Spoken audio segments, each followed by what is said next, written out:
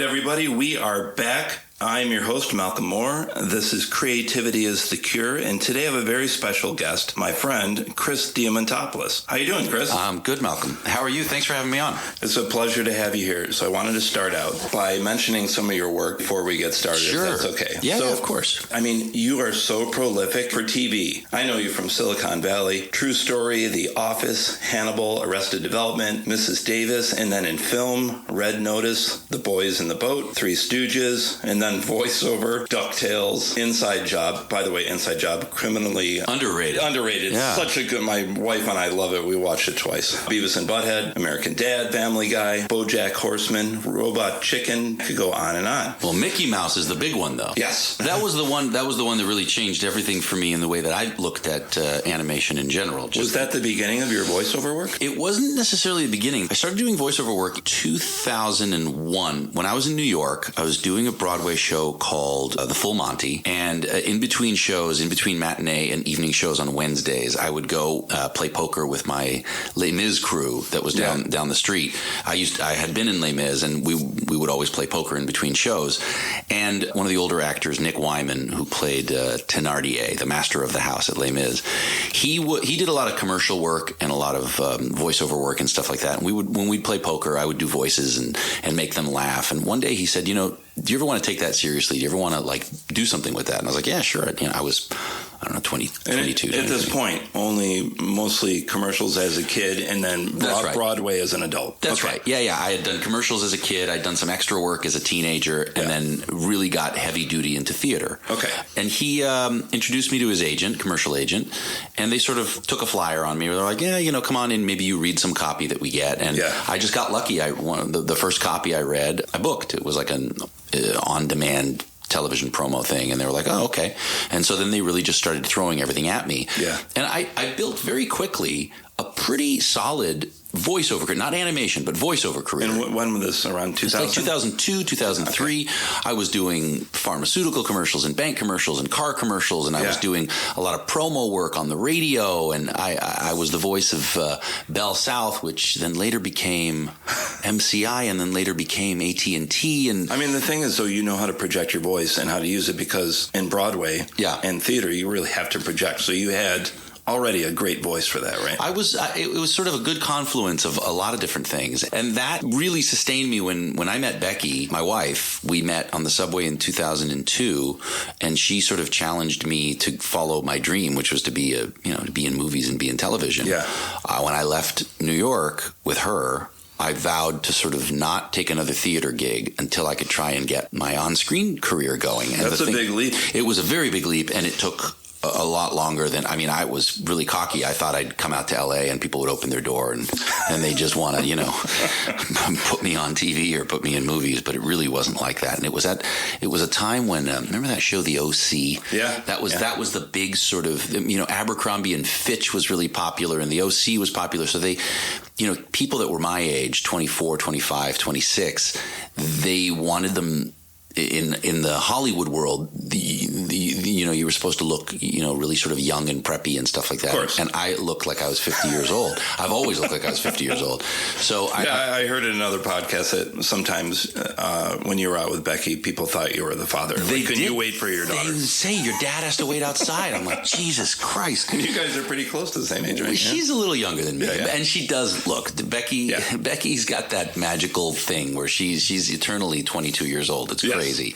But so anyways, you took the big leap coming out here. Took the leap coming out here, and the voiceovers from what I was doing in New York really helped keep me going for the year and a half before I got my first audition to do anything else out here. And then it was really a leap of faith that it was one casting director out here, a woman named Linda LaMontagne, who did Family Guy and American Dad. Yeah. And she does a slew of other things. She works with Seth MacFarlane on all of his things. But she really took a chance on me. An agent of mine from New York knew her. While I was in LA, he called her and was like, look, if you have anything that comes up, my client Chris is really good. He's got a good voice, and she brought me in for a tiny little role on American Dad. Yeah. I think it was like a line or two, but she was so nice. I was nervous because I just wanted to do well. I'd never done animation, right? And she opened the door for me, and it was that job that then led to sort of, because the voiceover career in commercial work really died out, both as a result of me being on the West Coast because there just wasn't as much of that type of work, right? But also the business started changing strangely between 2005 and 6 and 7. Things started shifting the way that they were casting that stuff. So I naturally, inadvertently made a transition into animation, which was really where I needed and wanted to be anyway because of my mimicry and what I like to do with my voice anyhow. Right, and you had, sounds like you had two great friends. People like you, they say there's a lot of talent and luck, but having good friends that believed in you, right? Man, I got very, very fortunate to have,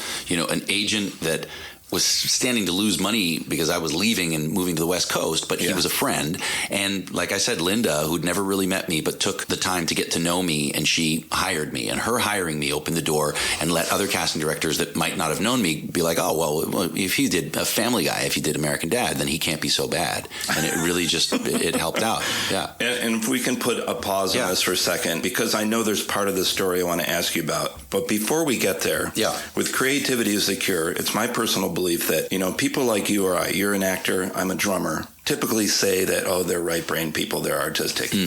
But studies have come out to say that creative people, which is actually all of us, we need both sides to do what we need to do, whether it's an artistic endeavor or like my dad that was a lawyer or my mom that was an artist. We're talking about using the same part of our brain that helps us be artistic in our everyday life. So for me, a couple years ago, I was up against some challenges. I couldn't figure out what to do. I finally resolved it. And then I said, wait a minute, Malcolm, when you do a drum solo and you're thinking stream of consciousness and you're making up as you go along, you use that same part to solve your problems. So that's what really got me thinking on this. Oh my gosh, I'm using that part of my brain all the time to resolve issues. And guess what? So is everyone else. And the reason that I put a pause on your story there is I think I remember correctly, when you came out here, you did not have an agent or a manager, right? And what did you do to get jobs because you didn't have one yet? Yeah, so we came out sort of on a lark. It was like January of 2003, I think. And I just didn't know what to expect. My agents in New York said to me, don't go out to LA. You should stay in New York, and there's theater opportunities, and there are jobs for you, and there are people that want to hire you. So all you had was Becky. Yeah. And Becky was young and hungry, and Becky was 21, 22 years old at the time, and she looked like she was 16. So she was in the perfect place being in LA at that time, especially.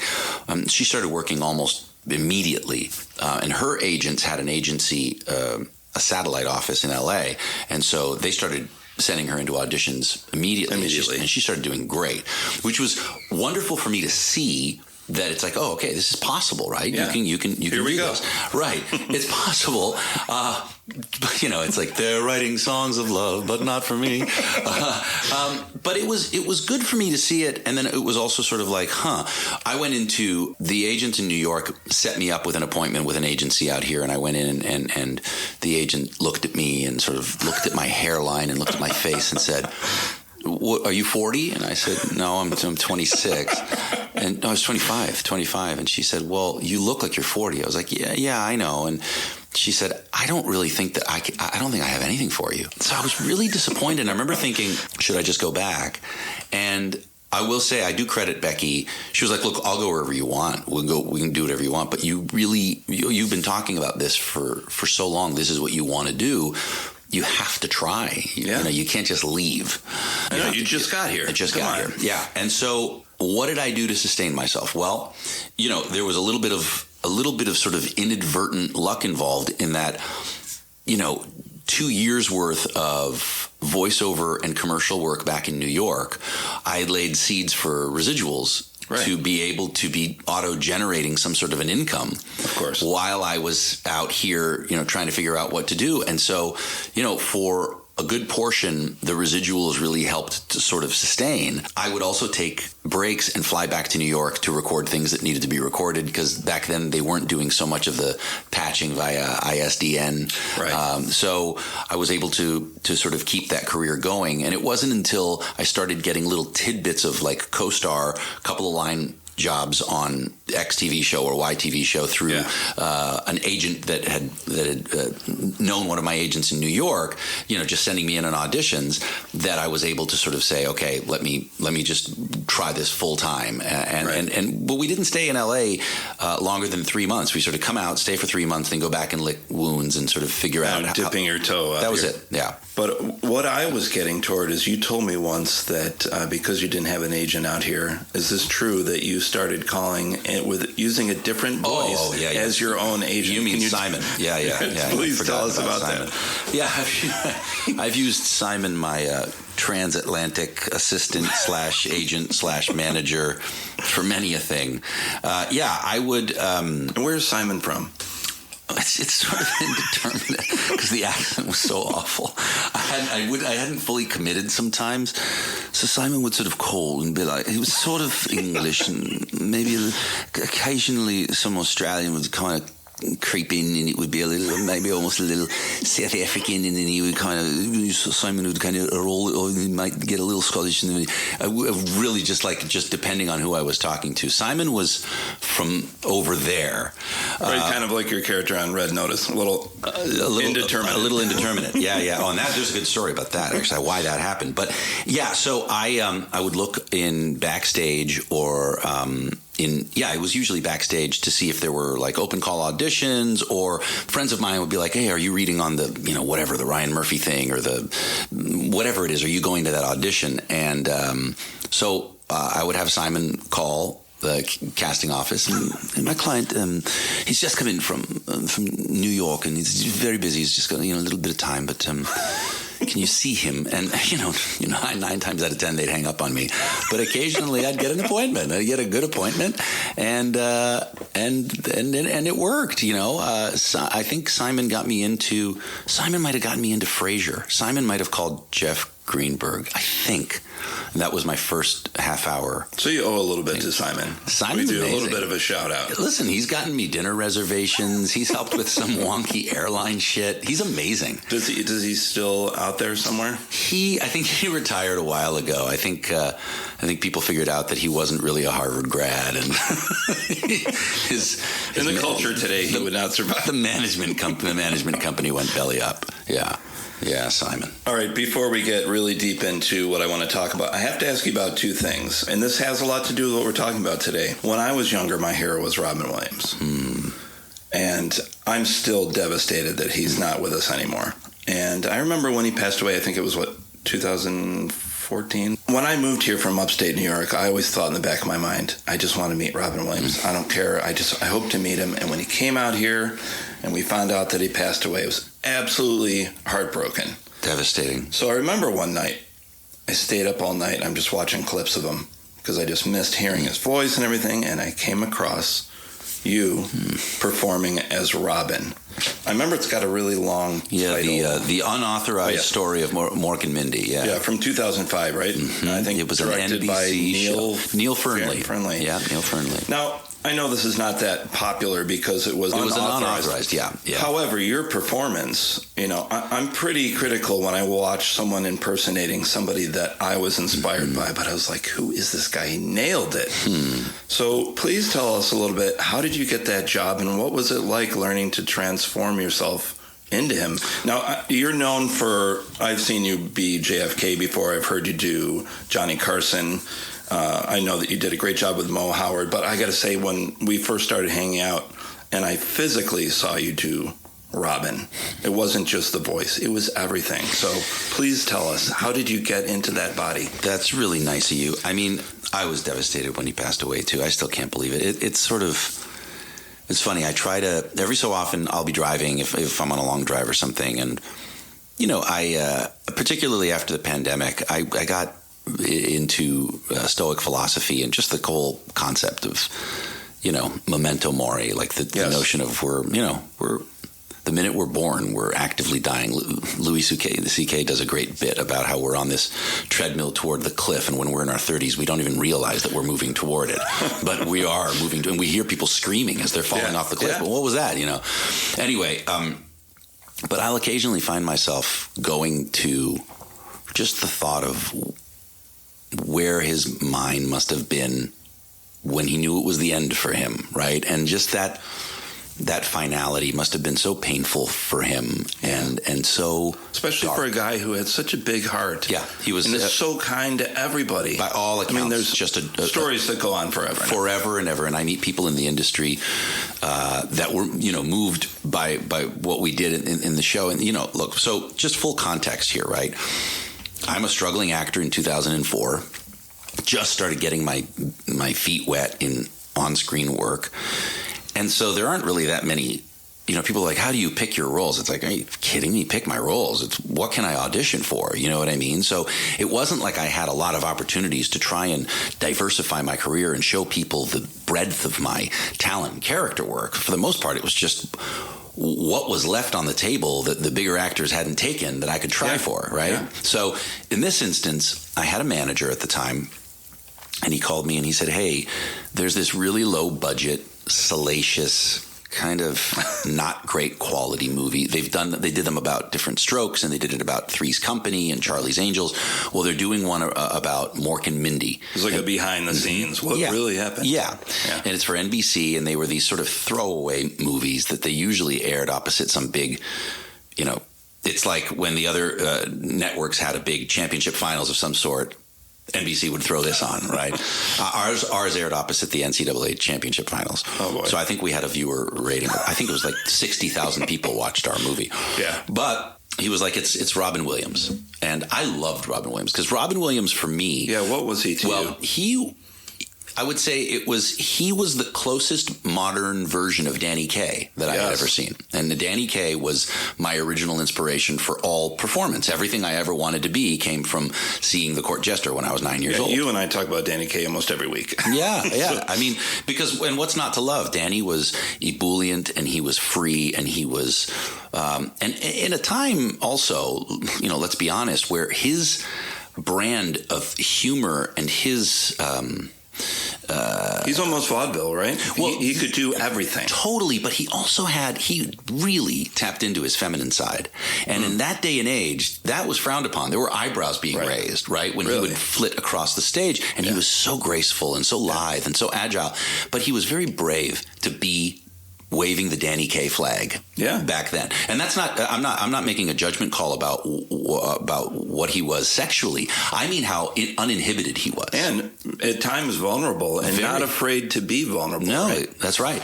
Very much so. So anyway, Danny Kaye was sort of he was the center target for me. And as I started, getting older and finding inspiration elsewhere, Robin Williams very quickly became an analog to Danny Kaye. It was this rapid fire ability to change character, to change dialect, to change energies, almost like the way that people describe seeing UFOs, how they're going in one direction, out of nowhere they just stop and go in another direction. I never thought about it that way. But really, that's what it is, and it's so. And that's one of the things that I think that Robin Williams did that captivated people, particularly in his stand-up, when he was at his peak. Mm-hmm.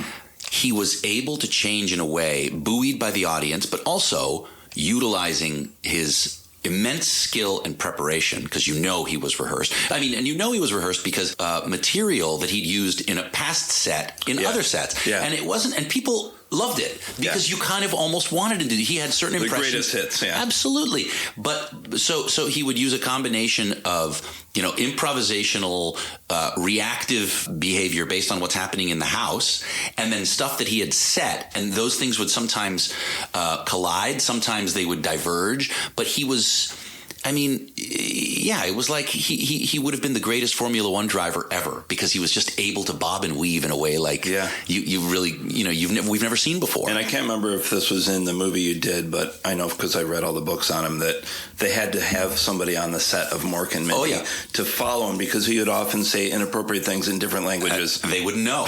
Yeah, so they had to get censor people that like spoke Japanese to know if what he was saying, if he was talking about autoerotic behavior in Swahili or something. German or totally. Yeah. No, and it was they covered it a little in the movie. So for me, I hear about this appointment and I think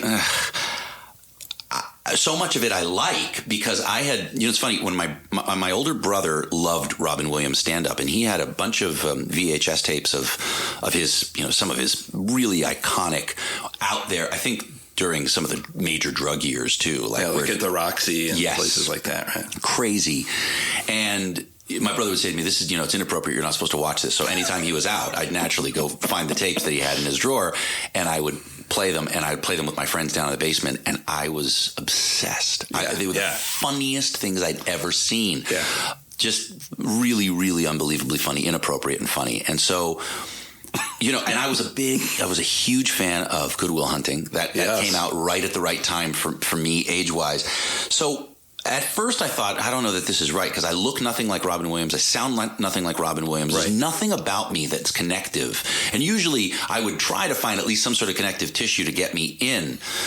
But what happened was it was just the notion of the challenge was so great. And this is where I give credit to my wife. I was going to call my manager and say, look, thanks. But because I kept calling him saying, I want opportunities where I can be performative, where I can show what I can do. Mm-hmm. And, 2 lines on Third Watch or a line on Law and Order isn't going to do it.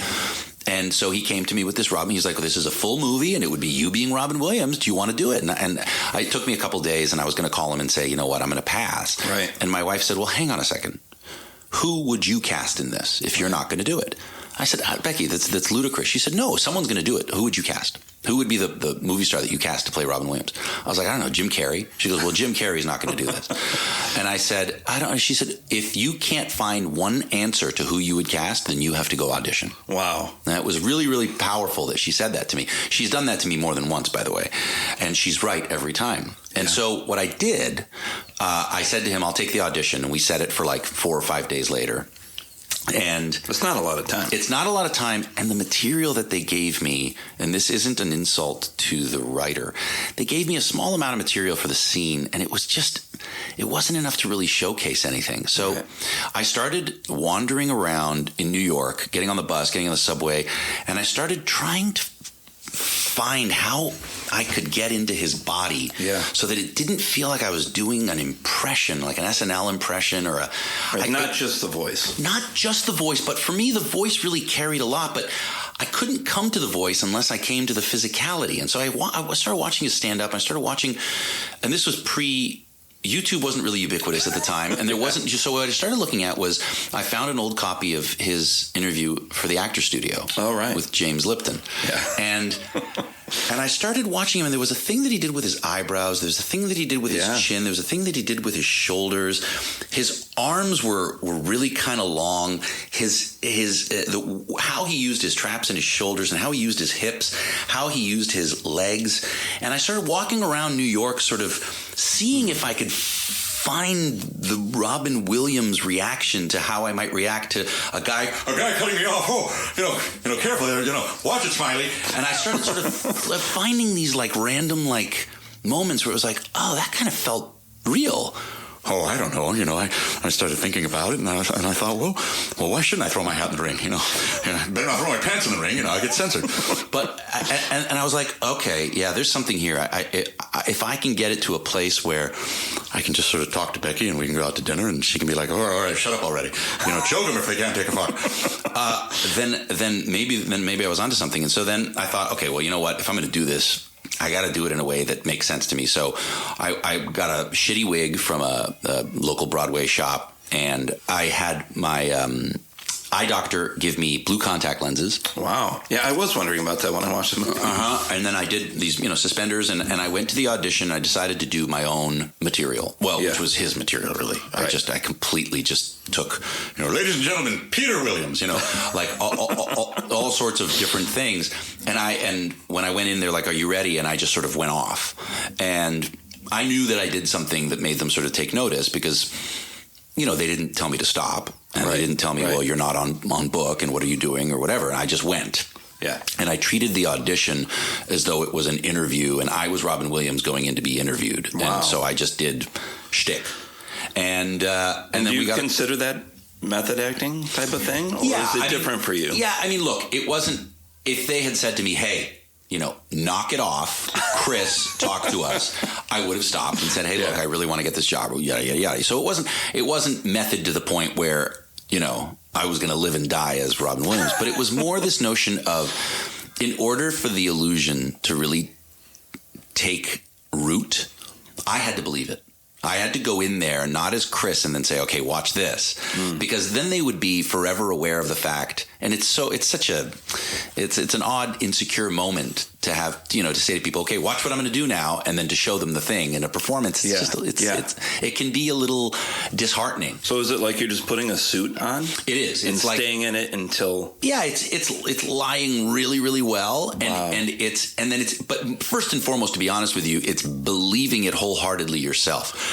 So that nothing can rock you off the axis, and you're just like, well, what do you want to talk about? I don't know. Okay, so, and then they'll start asking questions. Well, when I first started working, Mindy, and you just sort of go. And I found in more than one instance in this career, it can go wrong, right? And if you do something like that and you're in a room with a director that has a clear vision or a producer that is an alpha, and you try to take control and they don't like it, it's not going to work well and you don't get the job. It's happened to me many times. Right. But in this instance, they were looking for someone to show up and be Robin Williams.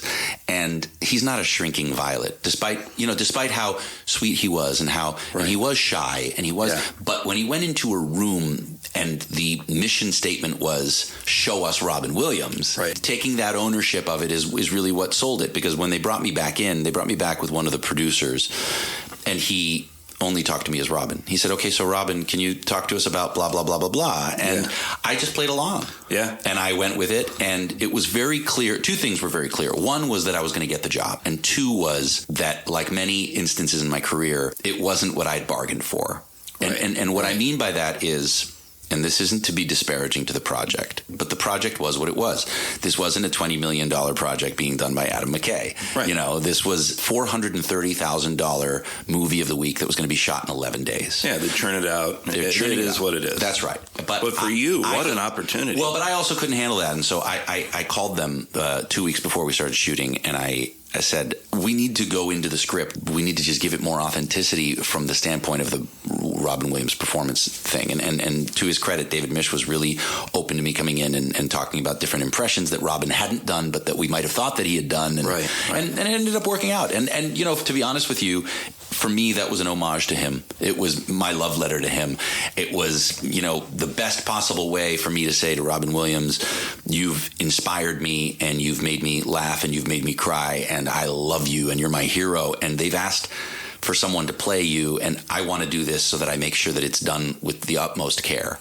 So I got to say, as a fan, I've never seen somebody come anywhere close to what you did. It's very nice of you. Thanks, man. And I have to ask, do you know if Robin ever saw it or anybody in his family? I don't know. I think at first I had asked one of the producers to find out what the word was from that sort of, I wanted to meet him. I wanted to talk to him. I wanted to shake his hand and tell him that this was all done in veneration. But I also knew that, I was just one cog in the wheel. I was just the actor of this thing. And NBC putting this out in the way that they were putting it out, I have to say that if I was in his shoes, I probably wouldn't have wanted to touch it either. You know what I mean? So I don't know. My guess is, even out of curiosity, if someone did something like that about my life, I'd have to see it. Yeah. So I never heard anything, but for me, it was a love letter, and it was always done as this is what the this is what the task was, and I set out to perform it the best I could. You knocked it out of the park. Thanks, man. One of my favorite things you did is A Christmas Story Live in 2017, and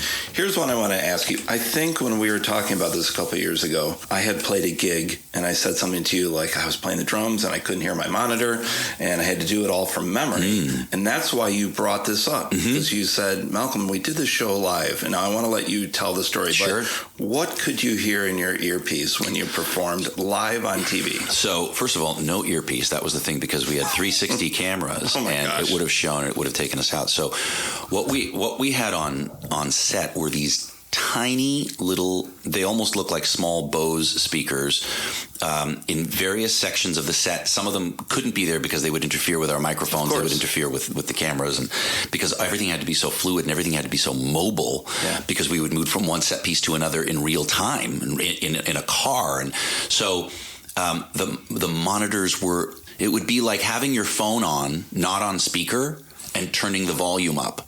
And you're waiting on hold, and you can hear the music. You can still hear. So what could you hear? Was there a click track? Was there music? So there was a faint. Oh my God! And then you would hear occasionally, depending on the tone, depending on what the song was, if a musical note in the orchestration was high enough, you would hear it. And then that would allow you to know that you were on pitch. Wait, so you're on stage, you're not with the orchestra, and you're faintly hearing a click track in an orchestra, and no pressure, you're performing with Maya Rudolph and Matthew Broderick. Well, and they were fantastic. And they were equally as petrified as I was, I have to say. And again, I say that not disparagingly, just because, and Matthew, to his credit, he had to carry all of that narrative dialogue, that narration. Yeah. But that was also musically and rhythmically timed. Yeah. So he had to fit a certain meter as well. And there's no room for improv. There's no, like, if you miss a measure, you can't go back. No, you really can't, because it's happening right there and then. Yeah. And, it's funny because we rehearsed, I think we rehearsed for 3 weeks at Warner Bros. First, we rehearsed at a rehearsal space in like a studio space, taped off. And then when we got to Warner Brothers, I think we had 4 days to rehearse, going from set piece to set piece. And I remember the big one for me, Oh, and by the way, for listeners, who did you play? So I played Old Man Parker. I played the old man in A Christmas Story Live. And, it's really funny. So Scott Ellis is a Broadway director. He directed me in my first major Broadway show, which was called Andrew Lloyd Webber's Music of the Night. It was a touring company show. I was a kid. I was 18 years old. And he was the one that was directing this for Fox, A Christmas Story Live. So was that to make you comfortable? At least you knew him? Well, he called me. He said, hey, I'm doing this thing and you have to say yes. And I said, I'll say yes. The answer is yes. He said, it's a Christmas story. I said yes before I knew it was a musical. I had no idea. So you're thinking the movie. I thought that they were going to do a televised reboot of A Christmas Story. And I thought that sounded great.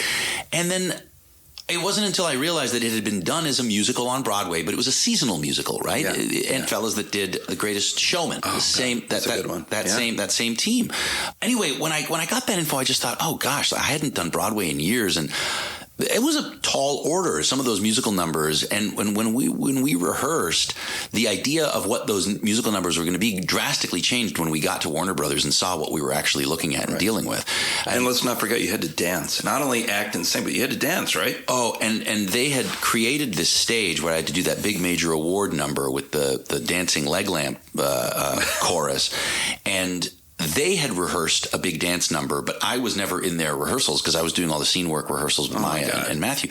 So I had a day to come up with choreography that would fit into their choreography. Oh, you came up with the choreography? I really did, yes. Wow. Thank God you had a background in Broadway. I came up with that, and I did a song called The Genius of Cleveland Street. That was another thing that I didn't want to just be standing there singing or sitting there singing. I needed to do, and with all the Danny Kaye of it all, I thought I got to do something that shows some sort of physical facility. And it wasn't until we got on the set with the couch and the chairs and all of that stuff that I was able to implement that. But on that major award number, there was also, I had to open the box, pull out the leg lamp, and then assemble the leg lamp, and then sing with the leg lamp in my hand. And listen to the click track. Right. Oh, my God. I'd never held the thing in my hand. It was exceptionally heavy.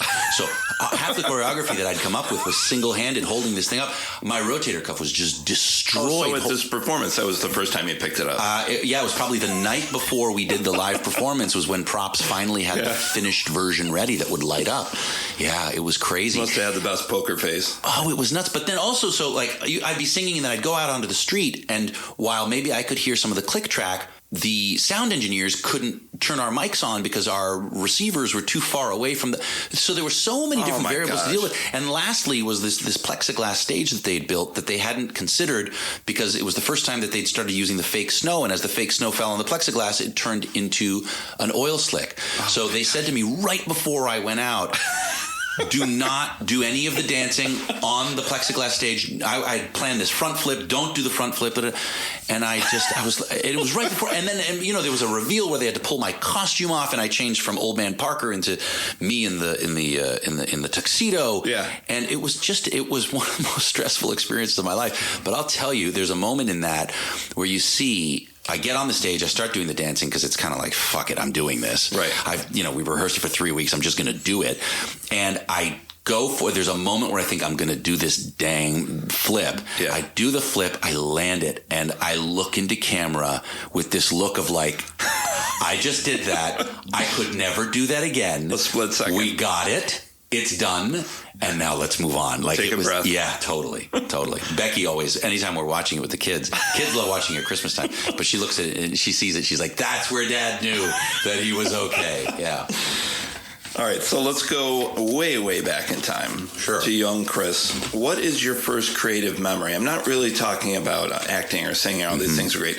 When was the first time as a child you realized that you could color outside the lines and you could just create something? I remember I was about 5 years old, and my mom had gotten me this, it was a hoodie.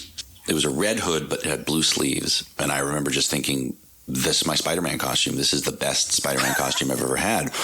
And I remember pulling the hood down over my eyes and getting scissors and cutting little slits so that could be my Spider-Man mask. And I was obsessed with Spider-Man when I was a little kid.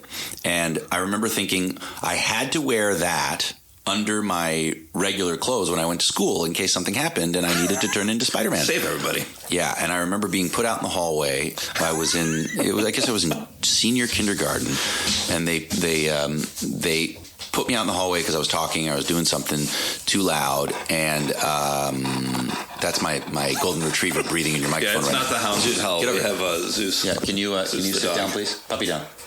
All right, so Spider-Man. Yeah, they put me out in the hallway, and they're like, you sit outside. And I realized that them putting me out in the hallway felt like that was a mission for Spider-Man. And so I had my blue long johns on under my pants, and I had that little hoodie on.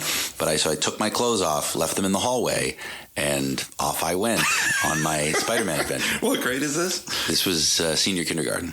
Yeah. Senior kindergarten. Yeah. But I remember that was like, and when they, the principal was like, what are you doing? I was on like a mission, a Spider-Man mission. But I really believed it too. That was the first acknowledgement of that part of yourself. I think so. Like, I'm escaping reality and I'm having fun. Yep. Wow. Yeah. Incredible. Yeah, visceral memory of that for sure. How about your parents? Do you think your parents' DNA, whether it was genetic or environmental, the place you grew up, do you see any of your parents in yourself, who you are today, especially the creative part? Yeah, I give a lot of credit to my parents. I mean, I credit my parents with... you guys are from Canada, right? And you're Greek. Yeah, so my parents were born and raised in Greece, and they moved to Canada when they were both in their late teens, early 20s. I was born in Canada. I spent a great deal of time in Greece, usually in the summers. My mother is a gifted visual artist. She paints in oils and she draws. And she's also she's a stickler for grammar in Greek and enunciation, projection. My father has been dubbed by many people The Voice. My dad had a Greek radio station when I was growing up in Toronto. He did advertising for all the local Greek companies, and he had a weekend radio and television show on the local channel where he would interview Greeks that would come into town, or yada, yada. But he has a mellifluous voice, beautiful voice. Yeah. Self-taught guitar and can sing beautifully. Wow. And I didn't know this. So they both, to their credit, look, typically growing up, most of my friends were Greek, and none of their parents, lovely parents, but none of their parents would have supported their child becoming an actor. Right. None of them. You're either taking over the family business, and you're going to do hardwood flooring or plumbing, or you're going to be a doctor, or you're going to be a lawyer, or you're going to be an accountant. And that's it. Yeah. Or you're moving back to Greece and you're going to do something there. Yeah. My mother, when I was 8 years old, a friend of hers told her that her son started doing some local commercials. And she came home and she was like, "You love making us laugh with all your skits and stuff. Would you ever want to do something like that?" And, I was like, I don't know. I was 8 years old. But she found, to her credit, she found this little school that did Saturday classes of improv and commercial acting. Wow. It was very expensive. I think she spent $900 for like a 9-week class. Ooh, back then, a lot of money. A lot of money. And as a result of that, I got an agent when I was a little kid, and I started doing commercials, and I started making money, and I started liking, it's the only job I've ever had. I've been working professionally for 40 years. Wow. And so it sounds like you were in an artistically supportive environment, and I can see where a lot of what you do comes from your parents. So it seems like both, maybe DNA and the environment. I think so. I think I was a combination of people who supported what I wanted to do, but also allowed me to explore what it was that I wanted to do. I felt safe venturing into an artistic field at a very, very early age. They were super supportive of me. So anytime I performed and did like the school play or the school musical or whatever, my parents made me feel like I was Laurence Olivier, you know what I mean? Yeah, yeah. And I don't think it was BS either. I think they were really proud of me. I think it seems like natural. Yeah, and what it did... The acknowledgement and... It buoyed my spirits to I think, even subconsciously, to realize... I can do this. This isn't crazy that I want to do this. Yeah, and I think the environment, I don't know how many siblings you have, but I do know that your sister has a health company. Is it Goody Vibes? That's right. So I took a look at the website, and it's a very creative company. She's unbelievably it sounds like your parents were really... How many siblings do you have? I have an older brother, and what does he do? He runs a strength training facility in Toronto, and you want to talk creative, what he has accomplished in terms of even equipment that he has created and built. Yeah. Sounds like an innovative guy. Unbelievable, both of them. Yeah. Yeah. Truly. What a great environment. Yeah. What's your belief on, do you think that creativity can help people that are struggling with mental issues like anxiety or depression? What's your take on that? Has it helped you when you haven't been feeling well, or have you seen it help others? Anxiety and depression are very, very real and potent, and depending on what the source is and depending on how long they've taken root, goodness me, those two afflictions can be debilitating. Absolutely. They really, really can be. And my heart goes out to everyone struggling with anxiety and depression, because I have definitely been there. Yeah. And there are times where all of the best laid effort, whether it's breath work or meditation or walking or being with the dog or talking to someone or therapy or whatever it is, and it just doesn't even make a dent. Yeah. And then there are other times where you'll experience a similar thing and somehow you pop out of it. And I think those two forms of illness are so elusive in that sense, because they're that demon is the multi-faced demon, right? It can appear in so many different ways. Yeah. I do think, though, that one of the reasons that, coloring or drawing or singing or listening to music or playing an instrument or putting on a play or writing a story or writing a screenplay, one of the reasons that those things can take us and take our time so effectively is because when we're engaged creatively, it's almost like that demon can't find a way in temporarily. Ooh, I like that. Do you know what I mean? It's like when you're in session, the recording light is on and the demon can't come in. So there's really something about it. It's true. Most wanted on a bumper sticker. But it really is, and it's funny. I mean, I would venture to say that even physical ailments for me, I've had issues in the past with some back pain or neck pain or whatever. And when they call and say, hey, you're shooting blah, blah, blah tomorrow, and I hadn't been able to get out of bed the day before because my back is killing me and I got to go to set the next day, I magically get up and I go to set and I work a 14-hour day. Oh, my God. And then I get home and it's like, oh, I don't think I felt my back hurt all day. Interesting. Isn't that was something? it adrenaline or was it even more? So therein lies, that's the question, right? Was it adrenaline? Was there really back pain? Was the back pain emotionally connected to something else? I mean, my sister's very sort of tapped into this sort of thing, and she would say that you got to look at what the root of the back pain was to begin with, and it very possibly isn't anything physical. It could very well be an anxiety or a depression manifesting itself physically, right? I don't know. Look, what I do know is that depression and anxiety are as real as knee pain or back pain. Yeah. And I do believe that a creative distraction, for lack of a better term, is always super helpful. I think that some of the leading therapists in pain management talk about finding a way to define a new normal. I forget who it was. I think it was George Clooney recently in an interview was talking about some back pain that he had, and one of his guys suggested to him, it's how you're thinking about it. Imagine if you were born today and this was the pain that you were in. Right. This is your normal. That's your perspective. So this is your perspective. Right. So this is life. Right. So it's not how was it before. There is no before. This is before. Right. So it's moving on from here. How do you feel? And there's something about that notion of dealing with, physical or emotional pain of going, okay, well, if this is ground zero, I'm only going to get better from here. Right. And that's manageable as opposed to, I'm not, pardon my expression, no. I don't feel as happy as I did last year, or it goes back to what you're saying about stoicism. That's right. It's all right now. Yeah. It's all right now. It's right now is what is happening. Right now is your opportunity to be as good as you can be. And if you can see that and recognize that not only is right now the only thing we have, but also after right now is pretty much death. And that's there. That's imminent. There is no question that is happening. We're hurtling toward it. So what are you doing between the right now and the end? Right. Yeah. Interesting. Now, you and I met because I'm a teacher and a behaviorist, but you're reminding me of something that I do all the time. If I see a student that has anxiety, you know what I get them to do? First, I'm like, all right, you got to breathe. If that doesn't work, I go, let's sing a song. But what I know inside my head is, you have to breathe when you sing. That's right. Right. And there's so many kids that I've taught private drum lessons that have anything from autism to Tourette's. And you know what's great? Get them playing drums. Get them to sing at the same time while they're counting in their head. And guess what? They're not stuttering anymore. Unbelievable. They're not doing their tics. And so that brings back to what you said. It's not only an escape. It's an awareness. It is.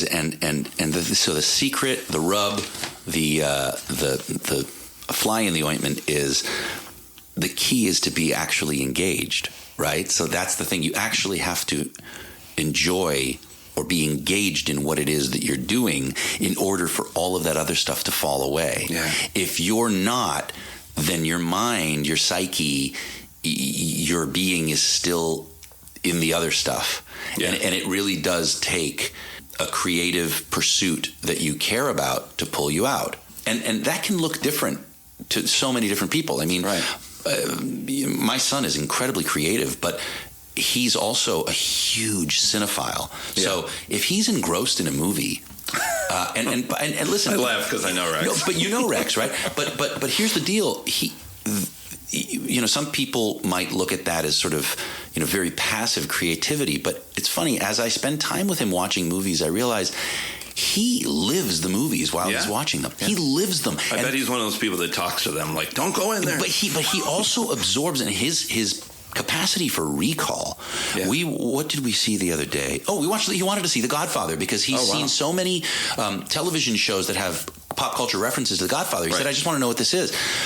One viewing the next day at breakfast, he was delivering swaths of perfect dialogue. Wow. Because he's in it. And I do think that that's a creative, it is a creative outlet. The observation of that, someone else's material. It's like a little recording device. Absolutely. All right, well, we always end with your reaction to some quotes. Okay. So I have a few for you. And so I've got to start with Danny Kaye. He once said this: "The secret of staying fresh in a show is to remember that the audience you're playing for that night has never seen it before." Yeah, and that's such a simple and pure and honest bit of advice. That's also very stoic in and of itself, isn't it? Just this notion of every day is that for us, right? You wake up, you're the key player in your life, and your audience are all of the people that you're going to encounter that day. Yeah. And they haven't seen this show. So you have a chance. Especially with live. Yeah. You have a chance to be your best version. Right. And that's really what that is. It's who am I going to be? Who am I going to be today? Am I like this? Right. It's like if we go off that stoic principle of all we have is right now and tomorrow might be death, well, then everything that I do should matter somehow.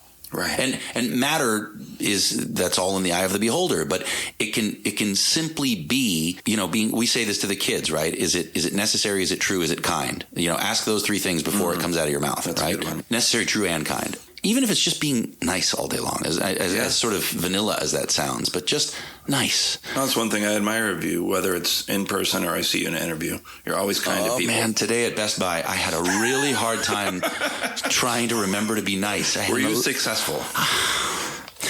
I got very, I kept seeing images of Michael Douglas in Falling Down. Oh, one of my favorites. Oh, man. You and me were the same. Oh, man alive. I love that quote, though, from Danny Kaye. That's, yeah. And he had a tremendous work ethic, man. So that quote says to me, hey, whatever it is, anxiety, depression, knee pain, fight with your spouse, shake it off. You got a job to do. And creativity is your job. Yeah. That's cool. And he went on to say this, which is almost a different topic, but, when I was looking at your work, I knew your work pretty well, but I did a lot of research. You were so prolific. And somebody might see you in, True Story with Kevin Hart, or they might see you, hear you as Mickey Mouse, but they might not know how much work you put in over the years to get where you are now. So Danny Kaye said in relation to that, "You bet I arrived overnight. Over a few hundred nights in the Catskills, in vaudeville, in clubs, and on Broadway." That's so true, man. And he really honed his craft. Paid his dues. It's funny. I remember when we were doing the Three Stooges, I fought like hell to get that job. It took me months and months, many, many auditions, and it looked like it wasn't going to happen. When it finally did happen, and we got to Atlanta, we had like 5 days of pre-production, nothing. And I remember Bobby Farrelly said to me, because I kept on calling Sean and Will, Larry and Curly, saying, guys, we got to rehearse some of these hit sequences. Because in the script it just says the Stooges fight, but the boys, the real boys, they spent right? 15 years in the Borscht Belt and in vaudeville. Larry knew where he needed to stand within a millimeter so that Mo could slap him without looking. Right. So, but I remember Bobby saying to me, we don't rehearse comedy. It's got to be spontaneous. And I remember saying out loud, "Oh, absolutely." And in my head thinking, have you lost your fucking mind? This is the Stooges. Yeah. And so I would say, "Oh, absolutely. No, we're not going to rehearse anything." And then I would call Sean and Will and I'd say, "Come to my fucking trailer." Yeah. And I'd pull up on my iPad, "This is the fight sequence we're going to do. It's from Three Little Beers." And, we would obviously, okay, Sean, you stand over there, and Will, you're over there. Okay, and then Will be like, oh, and then he ducks. Yeah, okay, we got it. And then we'd go out, and Pete and Bob would go, okay, so what are we doing today? Oh, well, we were thinking maybe something like this, and we'd show them. And then Bobby would be like, yeah, see, you don't need to rehearse. And I was like, yeah, you don't need to rehearse at all. But yeah, I would say that quote, that's any journeyman's quote. That's the Malcolm Gladwell, you got to do your 10,000 hours, right? Oh, for sure. But it also never ends. Yeah. It doesn't end. Great point. Yeah. It doesn't end. It's not like, I did my 10,000 hours, now bring me the fruits, bring me the spoils of my labor. I'm auditioning for things the same way that I was auditioning for things 20 years ago, hoping that somebody sees it and hoping that it gets to the right person and hoping that the right person can then tell the other right person that I'm the right person. And I think that's one great thing about you remaining humble, because I listened to a couple other interviews where some pretty big productions you did that you still had to audition for. Even, you've been... How many years have you been doing this? 40 years. 40. Yeah, but there's no hierarchy in this industry. Right. And you don't do this job so that one day you don't have to work hard. Part of the fun of it, despite the fact that actors may grumble about it, part of the fun of it is the working hard.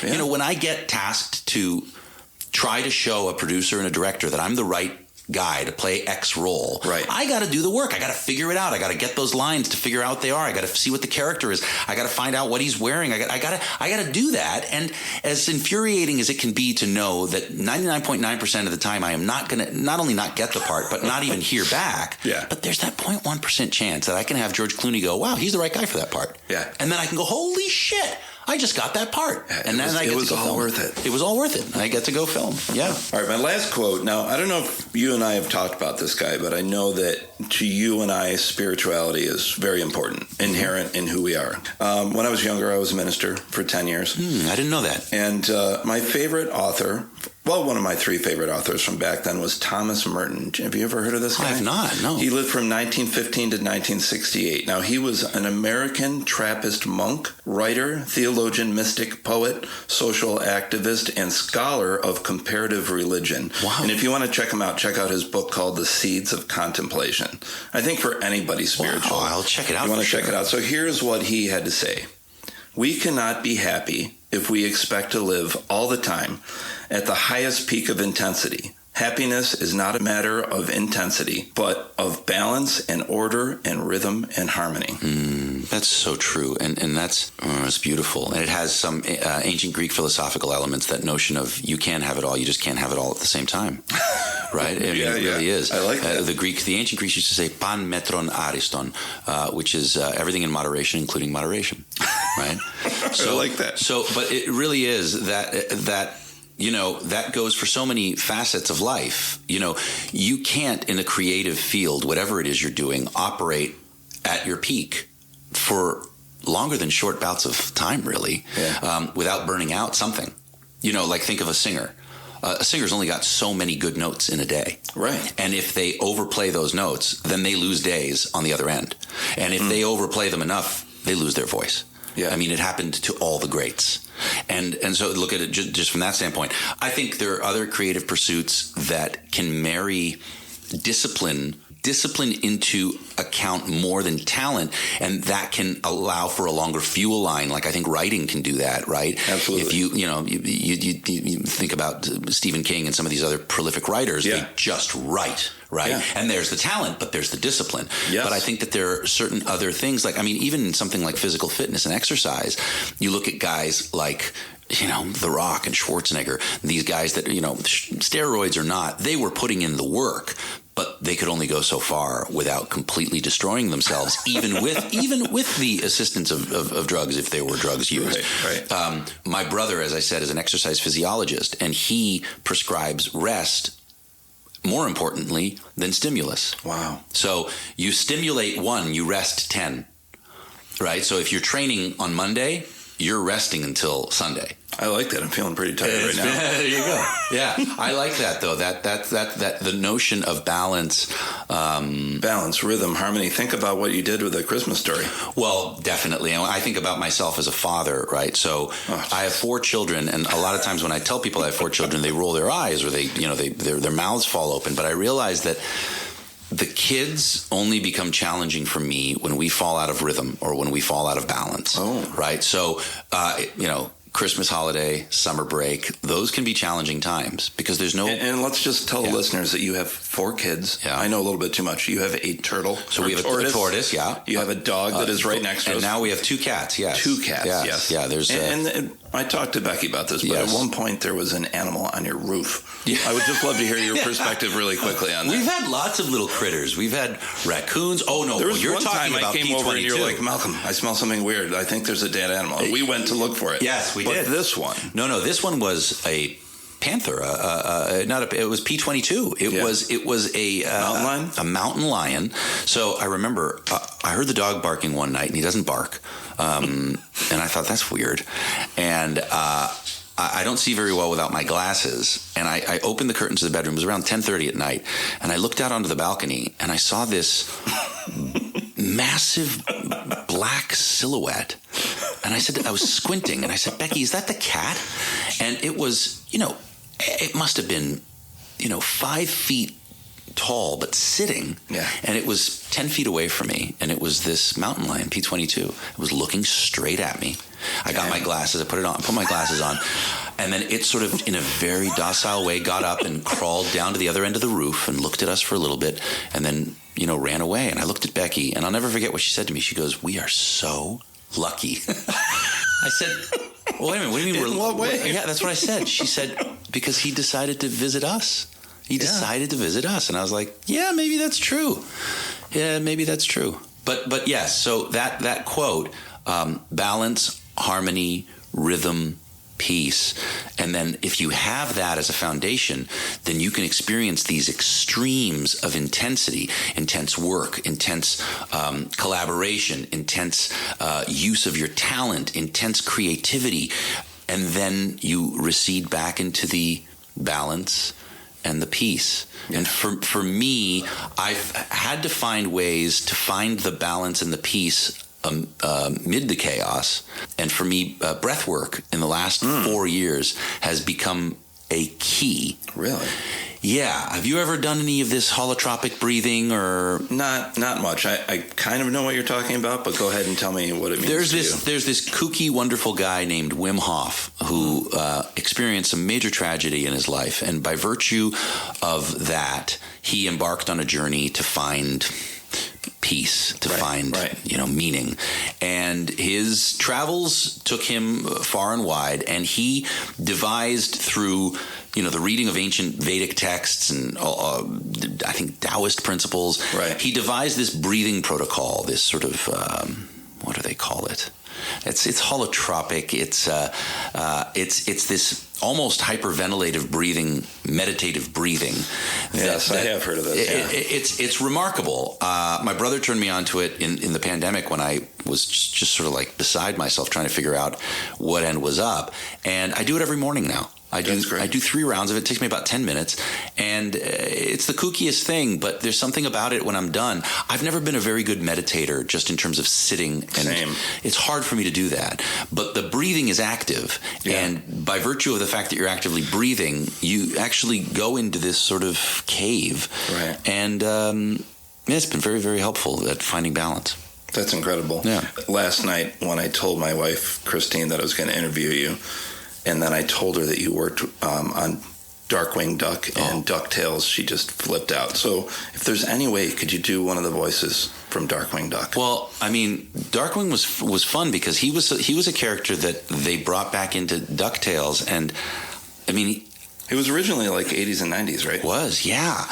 And it was the new version that we did was sort of it was kind of like Gene Wilder-esque inspired, and it was the I gotta see that. Let's get serious. But it was a lot of fun to do. And it was something that we hadn't really expected. I hear that they're doing something, that he's coming back. I read that, yeah. And yours was like, 2018? I think so. For a couple of years. Yeah. And you did more than one voice, though, right? I did. I did Hercules. How about, can we hear a little Hercules? Hercules was more kind of like he had studied at the Stratford-upon-Avon, and he had a big booming voice, and Brother Donald, yes, by all means, he was very... he had a legendary sound. It was kind of like Peterman from Seinfeld on steroids. You know what I mean?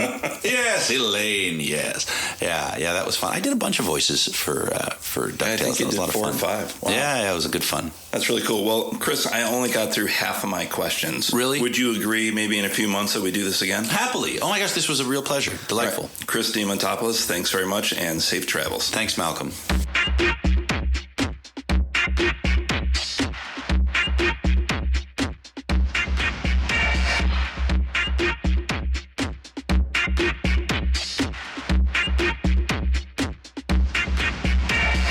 This must be really helpful to people that also just want to know that, hey, it's okay. Whatever it is they're involved with creatively, that, you know, it's more than just a hobby, or, you know what I mean? That it can be validating to people to know creativity is... It can be a defense mechanism. Absolutely. Time to go to sleep. Aspen. Time to sleep.